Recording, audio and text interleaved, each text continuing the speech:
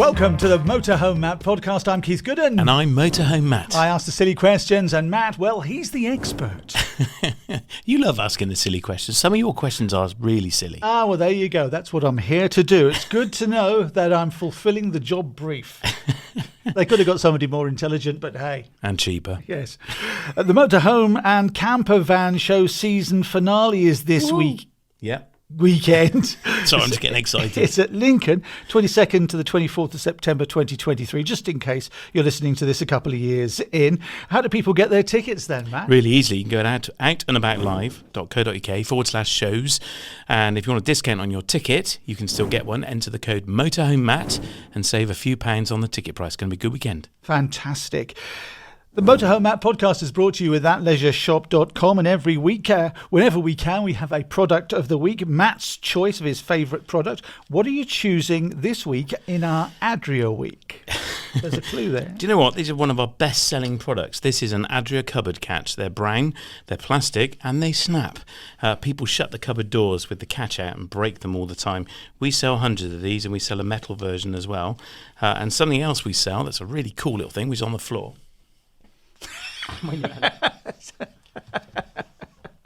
Oh, madam. That's a bend down. That's a long way down there. This is...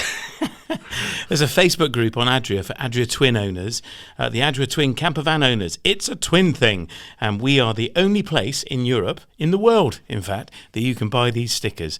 They're, I think, a £5, and we sell thousands of them. So if you've got an Adria Twin and you're in the Facebook group, then you need to make sure you've got one of these stickers. It's a real sense of belonging within Adria Twin owners, I find. As one myself, I can vouch for it. So we've got one of these on our van. You can buy them from the back. Buy one for the windscreen as well. They stick on the outside, really easy. And you can get one at thatleisureshop.com. And do you have an Adria salute? It's just a polite wave.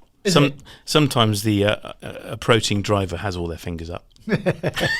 And we also sell loads of Adria spare parts. So if you reversed your motorhome or caravan into a fence post and break that rear light, some of them are very, very hard to find. They are unique to Adria, and we sell them in the shop. So there are lots of products that you can't really find anywhere else if you're an Adria owner, so go and check it out.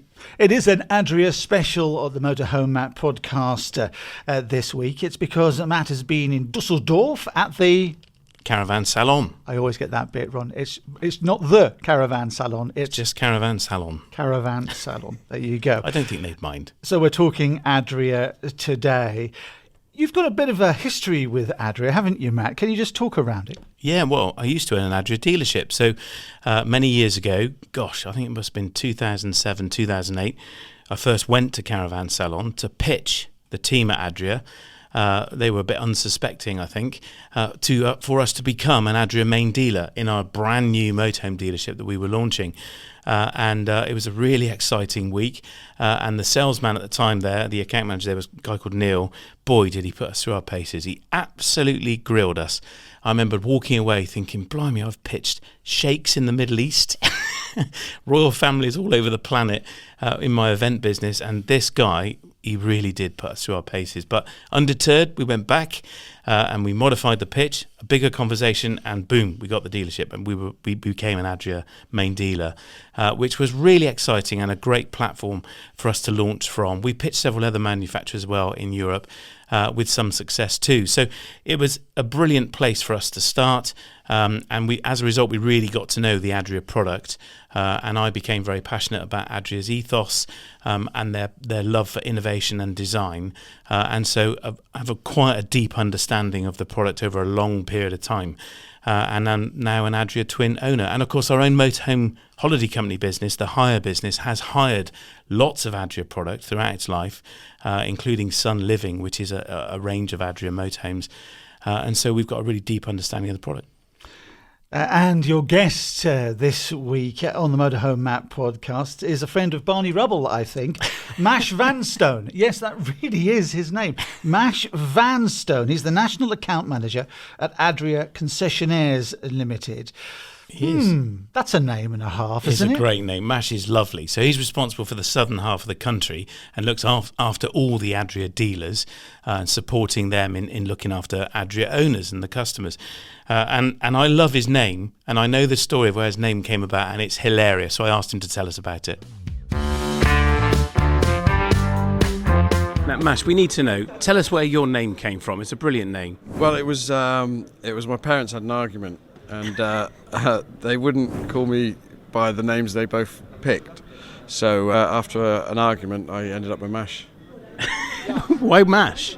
I'm not really sure. It was the 70s. They were a little bit hippie, and I was born in an army hospital. So Right, okay. After the film, not the advert. So not the advert. food. No, So the TV series. I think so. Yeah. Have you got stars in your name as well then? No, and I'm not that funny. No, well, you are. I think right. you are. But we're here on the Adria stand in Düsseldorf. Yes. What's been the highlight of the show for you, would you say?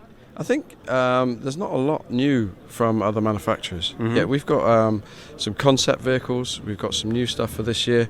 So I think we're still pushing forward, which is really important. Yeah. And some of these vehicles will be at the NEC show in the UK in October. Yeah, we're going to do an exclusive offer for the NEC on certain products.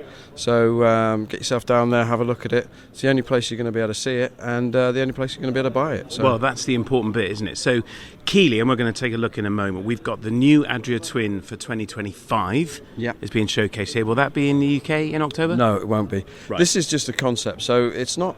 This is how it's going to be. These are some of the ideas that designers have come up with. And it's a chance for the public to have a look and say, this bit doesn't work right, I don't like that, why don't we do this? And we take that on board, and that's how the Twin was born originally, coming with feedback. So this is just an opportunity for the European public to have a little look. So why aren't you bringing them to the UK? Doesn't our view matter? No, it doesn't. No, it's because here... I told you he was funny. Sorry. Because here we get a multinational view on it. So we're in 30 markets around the world. We can't really take the view of one market, so we'll take an overview of the people here. And there are some UK residents here at the show. We've seen a lot more this year than in previous years, which is really good. So their views are going to come in as well. So hopefully it's a more balanced view of the whole product. So we're going to take a look. One of the most exciting things I can see on the stand is the new Twin on the MAN chassis. Yeah, that's just behind us now. Slightly longer, but yeah, a really nice base vehicle to use, really great to drive. The MAN is exactly the same as the VW Crafter. They come out of the same factory, so there's no difference there. Right. So, but it looks like a stunning vehicle. Yeah. And the opportunity to put our insides in it makes a fancy, really nice motorhome. Mash, here it is. This is the MAN Adria Twin. This is exciting. I'm an Adria Twin owner myself, as many of our listeners know. This is the Twin Max. Yeah. It can be ordered at the NEC. It will be on show in October as well, but there's very limited numbers. Is that right? Yeah. So the idea is, because we don't have enough really to supply our dealer network, that we'll do an exclusive offer at the show. Right, okay. So they are ordered, so it's not the delay that you're experiencing with ordering a new vehicle. So they are coming through early part of next year, and it is the first opportunity for the UK to see it and to be able to purchase it. That's pretty unusual, isn't it? First drop in the UK, and you can order it at the show and get one 6 months later? Yeah, I mean, it's the way it should be. Well, it's like the old days. Yeah, the good old days. Yeah, pre-COVID. No, we don't say that word. Oh, the C word. Sorry, we said it. Well, anyway, so these are coming to the UK. Yeah.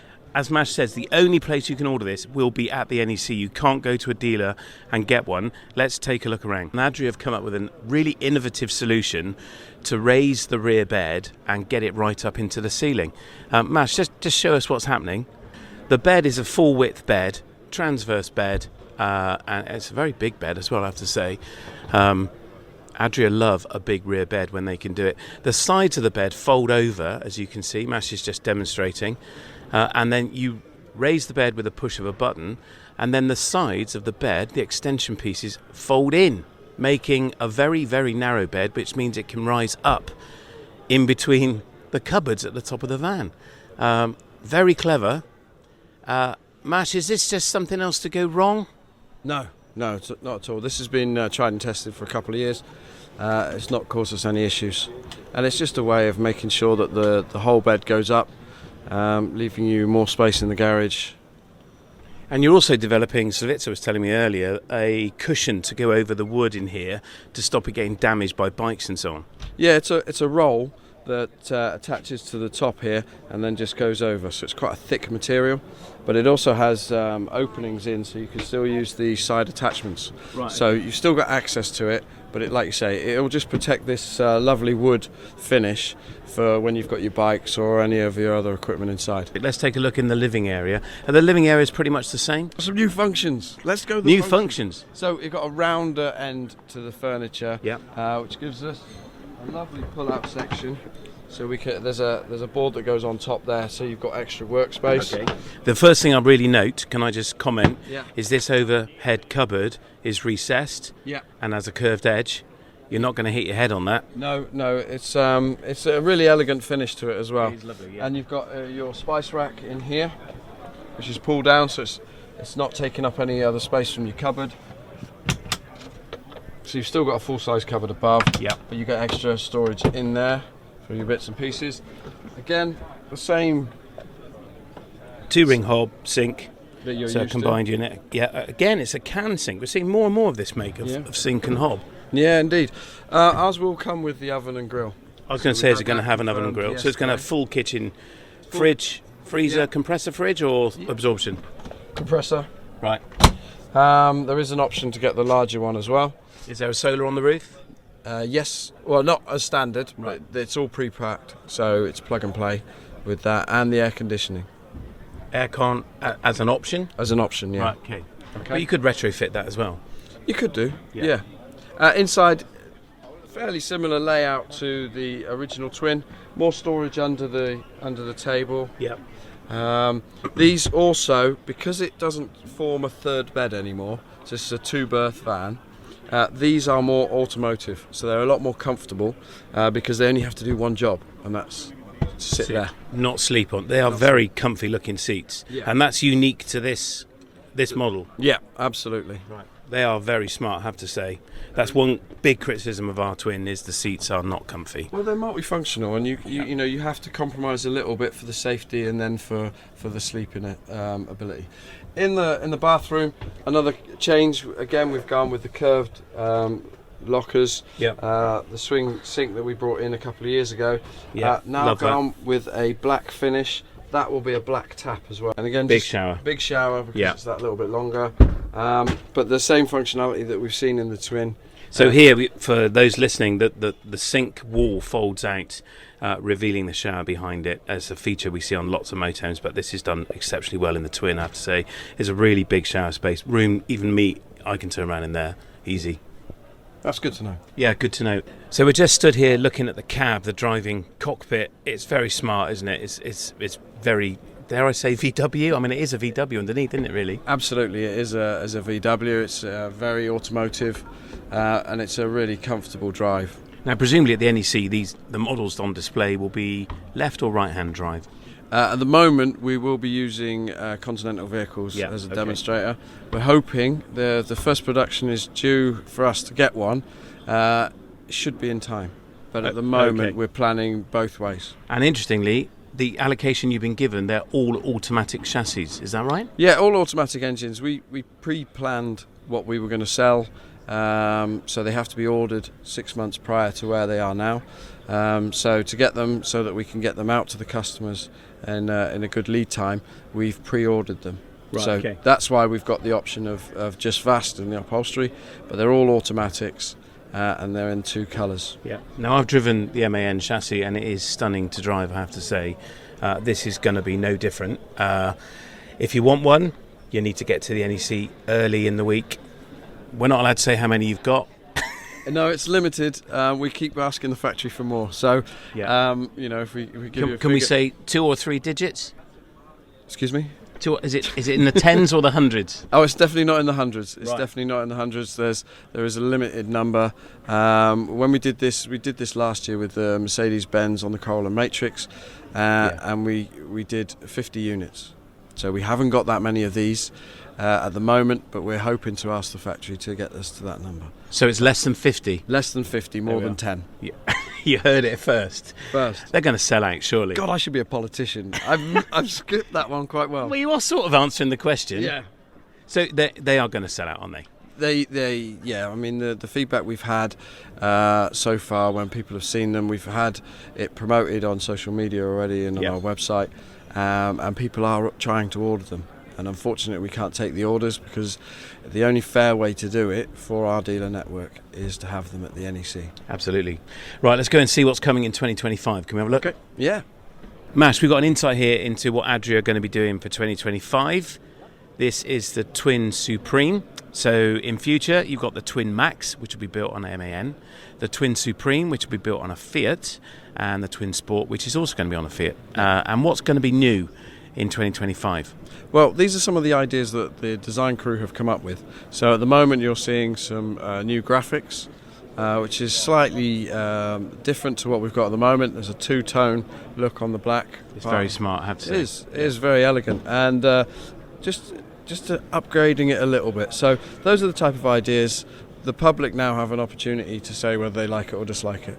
Yeah. And interior layouts, 3 choices? 3 choices across all 3 of the twin model ranges. So it's SLB, the long beds, the SGX with the electric bed, and a 600 shorter one, a 600 SPB with a transverse bed at the rear. And that's going to be the case in all 3 model ranges? Yes. I got it. Brilliant. Right. And also new then, right now, just to add to this actually, before we move on, these are not going to be at the NEC in October, are they? No, these are still concepts, so they're not signed off. Yeah. These aren't the finished articles in any way. What this is just an opportunity for people to have a look at what we're thinking next year will look like. Well, 25 this is. Yeah, absolutely. Yeah, which for you is next year, isn't it? Yeah, absolutely. We're already looking beyond 24 and we haven't even finished 23 production. Yeah. So, yeah, it's a long lead time. It really is, isn't it? So, new at the moment then, we've got the Active. Yeah. Tell us a bit about that. So Active has been around for a few years in Europe, and we've joined it now with the new Renault. So Renault updated their chassis this year. Yep. So it was important for us to come into the market with a brand new chassis, and therefore it won't change again until 2027. That's right. Yeah. So it'll still look brand new for that amount of time. And we know that Ford have changed their Transit. So it is important that you have a chassis base that will stay relevant. And how many seat belts has the Duo got? It's a 4-berth. Right, okay. Because the old one, this is a repeat of a historical model. I remember selling these brand new years ago when I had my dealership. And Europe carried on, didn't they? Yeah. So they were dropped in the UK, but that was a 5-belted vehicle, wasn't it? Yeah. So what with the Duo as it is at present, it's got a very wide kitchen area. Because you've got the Duo doors, so 2 doors, the kitchen can't go across the second door, so it's compacted in so you can get access both sides, which I think is really key for using it as a second vehicle. Yeah. What that does though is it reduces the width of the vehicle inside, and we've decided to go for 2 seats. But the 2 seats are really quite wide, so it means that you could put 2 child seats in there, which you can't do in a lot of cars. No. So it does give you the family feel. It's really easy to get into both sides if you have got children in the back in car seats, as opposed to trying to grab over each other. There will be in the future a version with a full kitchen covering over the second door. It will still have the second door, which we can use as ventilation, and they're even thinking about having the kitchen on a swivel to come out through that second door. But all that again is like this. It's concept ideas that we're now going through with the design people. So it's really important that when you come to the races like Düsseldorf, we can see what the competition are doing and make sure that what we've already planned hasn't already been done. So that it doesn't look like we're just following everyone. Is that why you're not in an Adria shirt today? You're going around covert, spying. I am a spy. I wasn't allowed to say that because that ruins the kind of spy element, doesn't it? Is the beard not real then? No, it's not. It's stick on. No, and my name's not Mash. So tell us, Mash, we've got 4 Active Duos here on display, but only one of them is going to the UK, isn't it? Yeah, absolutely. So, like I said, the Active's been around for a couple of years in Europe, so they've developed different layouts which suits the different markets. Okay. Remember, we're in 30 markets around the world, and their needs and what they use them for are completely different. Yeah. So, when you're in a hotter country, you'll do less inside, whereas we need to have the capability of being inside in those nice days in Somerset when the rain's coming down. So, we have different elements to the vehicle. If you look over there, when we go over there, you'll be able to see the pop-up tent on the European has a dome at the front, little half circles and stuff. Ours is a full net mesh, so you've got a lot more visibility up there. Yeah. And that's just an upgrade on what they're doing in Europe, but we thought that was really important. Very good. And then, of course, we've also got the beautiful Supersonics on display. Anything new in those for this year? No, I mean they've been in development for quite a few years, so they've really been thought out, and it was getting the elegance of the Mercedes and what we know about the style of Mercedes and really matching it with what Adria can do. So if you see in there's some really nice elements in the kitchen, in the seating area, and that's exclusive to those ranges. So it's moved into the Coral and Matrix on the MAN as well. On the Mercedes-Benz. Yeah. So that's kind of setting it apart from the Coral and Matrix and the Sonic. Well, there's an awful lot of products here to see. It's important if you're coming to the show that you understand which ones are going to be UK based and going to be launched in the UK or for sale in the UK, because you can get really confusing, can't it, looking at all these models. And as Mash says, with 30 markets, there's an awful lot of design and consideration that goes into it. Come on to the October show. They'll have a lot of products there. How many motorhomes and caravans have you got going to October, do you know? No, not at the moment. It depends what we can get hold of. Yeah. The space is booked. We've got our plan in place. It is down to what we can borrow from other markets. So at the moment we're borrowing some MANs, but hopefully we'll have our own versions there. Again, Supersonics, sometimes we have to borrow from other markets. Just plainly because the stuff that we've got coming in, a lot of it's sold. In the past, we could have borrowed from a dealer before it went to them, but it's all getting sold so quickly. Right. And that is why you get left-hand drive models at the shows, isn't it? Yeah, absolutely. And we had to have that last year with the Twin to show the big XL window. It's the problem of our success, I suppose, in a way, because we're selling it so quickly. Just trying to keep hold of enough models, and not delay what the customers are getting. Look, have a great show. Keep your head down. Don't get spotted. Right. And great to see you. All right. Cheers, mate. Bye. That was Mash Vanstone, National Account Manager at Adria Concessionaires Limited. It's the Motorhome Map Podcast with me, Keith Gooden. And me, Motorhome Matt. It's brought to you with thatleisureshop.com. We're talking Adria this week. What, by the way, is the significance of an MAN chassis? Well, MAN are fairly new into our market. We saw them last year start to appear on Knaus motorhomes. And I think the significance is that a really mainstream European brand like Adria have adopted it as well. And the Adria Twin has almost been like the base vehicle of the van industry, the van conversion market. And it's been copied by everyone. And so to introduce a new chassis manufacturer onto it, I think is a brave move by Adria. I think it's a fantastic move by Adria as well, because it gives the consumer choice. So you now get a choice of layout on the traditional Fiat Ducato, and you now get a choice of MAN chassis as well, and they're super to drive. So I think it's great to see new radiator badges starting to appear. The exciting bit and the challenging bit, I think for you as a listener, as someone who's perhaps interested in buying one, you can only buy one this year from the NEC show on the Adria stand. As Mash says, they really do have a limited number of chassis given to them by MAN, and they will be available to order for delivery next year at the NEC, nowhere else. At the NEC show, and we're going to give you some details about how you can get your tickets and a discount on that a little bit later on. So they've got the MAN chassis. They're stopping on the Citroens, but will build on a Ford. Yeah, so I was chatting to Slavica, who's the UK MD for Adria UK, and I asked her, do you have a partnership with Ford in the offing? And she said yes. So no detail at this point, but I think we will see Adria in the future on a Ford chassis as well. And no electric in the foreseeable. No, they're not doing any kind of exploratory that was confessed to me anyway. It might be in secret. It might be in secret, yeah, and may well be. But at the moment, they're not exploring building on an EV platform. And, I don't blame them because, the vans to build on are really limited. We're like the worst nightmare for an electric van. We want to go a long way and weigh a lot. We want to take all our pants and socks and shoes and we want to travel hundreds of miles. Now, that's a challenge for any electric van. We are seeing solutions in this EV world which are starting to make things viable. And our good friend Paul Kirby, who we've interviewed before, the electric van man, is keeping his finger very much on that pulse. And I'm keeping in close contact with Paul, and we will be keeping a close eye on what developments are coming.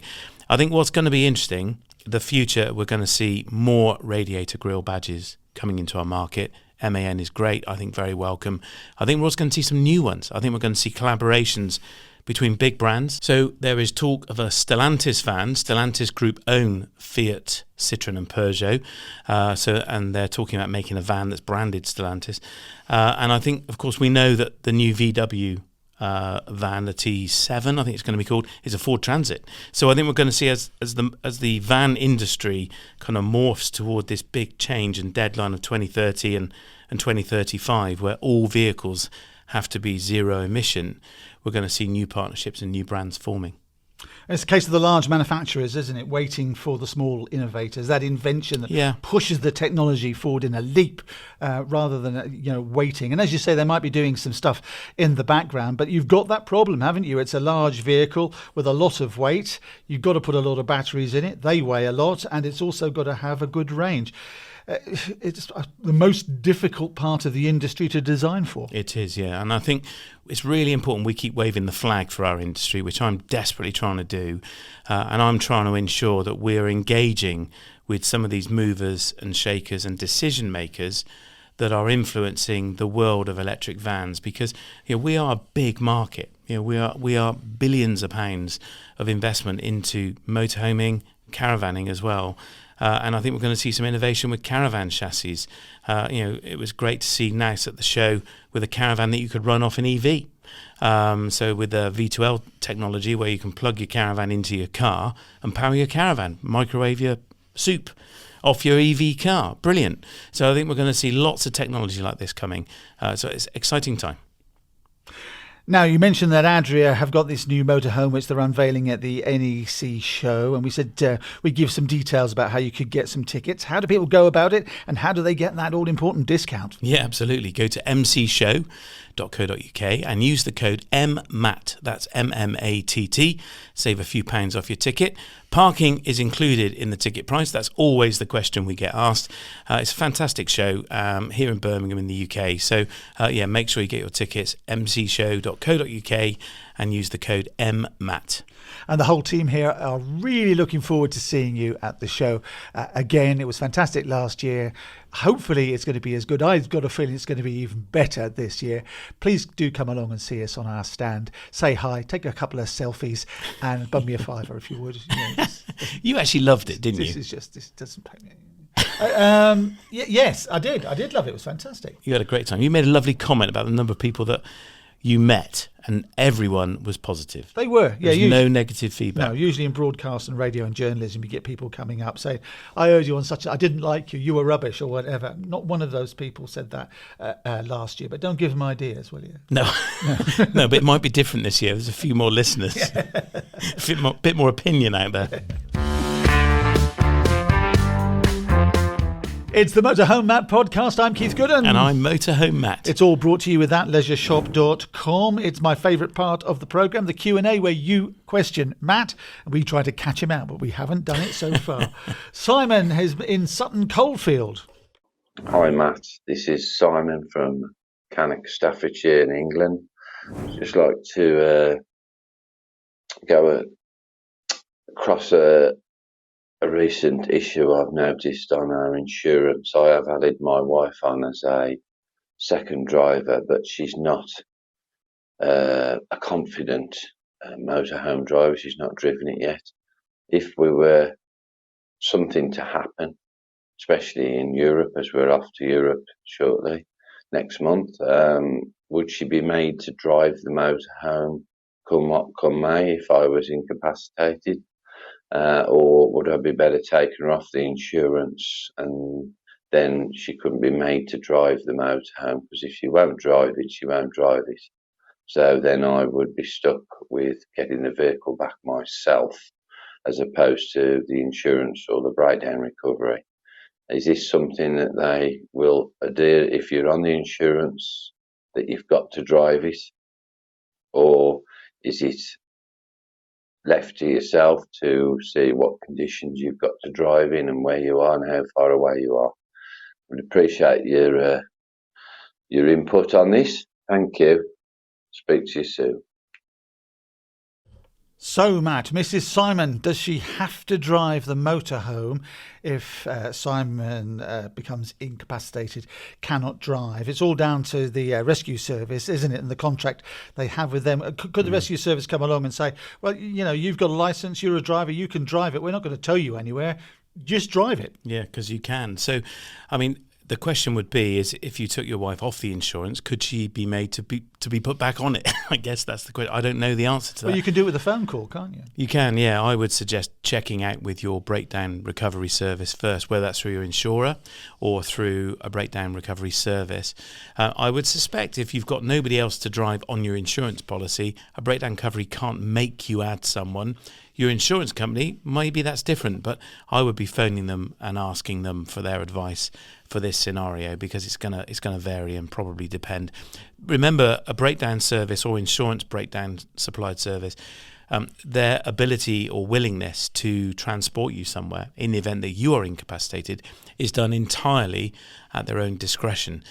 So it's not necessarily guaranteed that that's a facility that they're going to offer you. So I'd also say to your wife, though, before you go and get some driver training. Go to the Motorhome Caravan Club or some other provider. They do some fantastic driving courses where they can just give you confidence to drive the motorhome.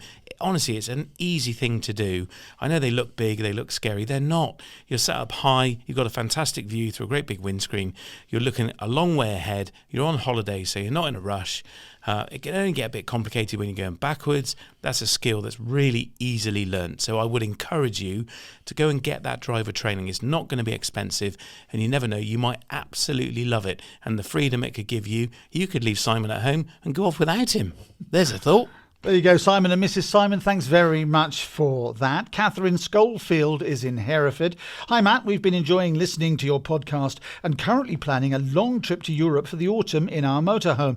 We've listened to your episode on travelling in France and just wanted to ask for clarification on the rules surrounding LPG refilling in Europe. Do we need our motorhome to be fitted out with a new gas system to house the refillable bottles to allow it to work with the adapters at filling stations? Or is it possible to just buy a removable refillable gas cylinder and use an adapter straight into the bottle itself?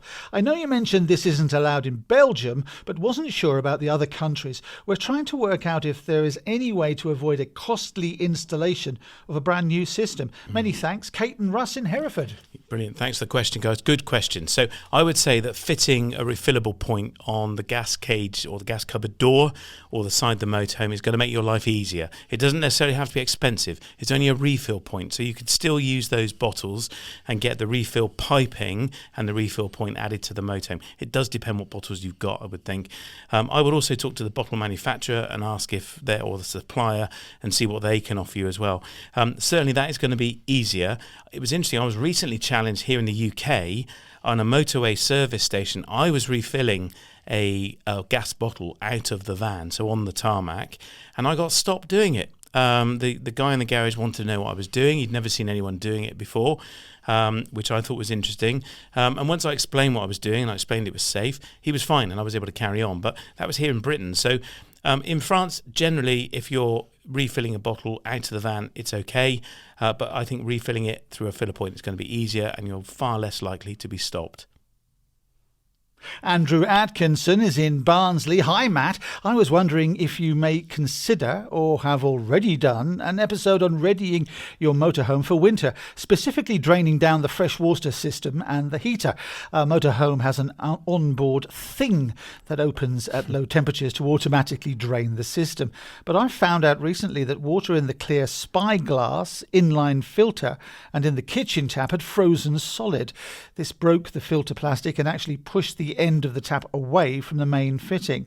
Thankfully, no damage to any pipes that I've found yet. Any advice on how to prevent this and other potential issues would be most welcome, says Andy in Barnsley. Of course, when water freezes, it expands, and that's how it bursts pipes. Yeah, it's all talking about this in 30 degrees as we record this, isn't it? It's really hot today.